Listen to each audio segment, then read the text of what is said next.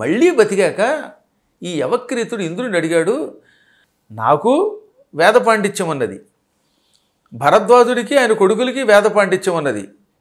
ఈ వేద పాండిత్యం వల్ల నాకు మహిమలు వచ్చాయి, వాళ్ళకి మహిమలు వచ్చాయి.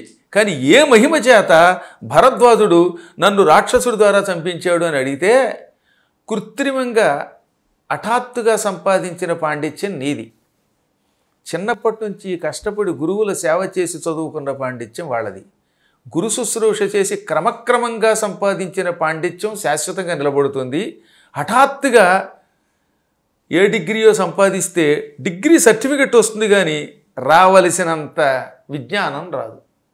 ఇప్పుడు మీరు కూడా చూడండి, చిన్నప్పటి నుంచి పిల్లలు చదువుకుని బిఏయో బిఎస్సియో చదివి ఆ తర్వాత ఎంఎస్సియో ఎంటెక్కో చదివిన దానికి చిన్నప్పటి నుంచి చదువు లేకుండా కరస్పాండెన్స్ కోర్సు ద్వారా హఠాత్తుగా 20 ఏళ్ళు నిండిన తర్వాత డిగ్రీ చదువుతూ ఉంటారే డిస్టెన్స్ ఎడ్యుకేషన్ ద్వారా, వాళ్ళకి ఎంత తేడా ఉంటుంది?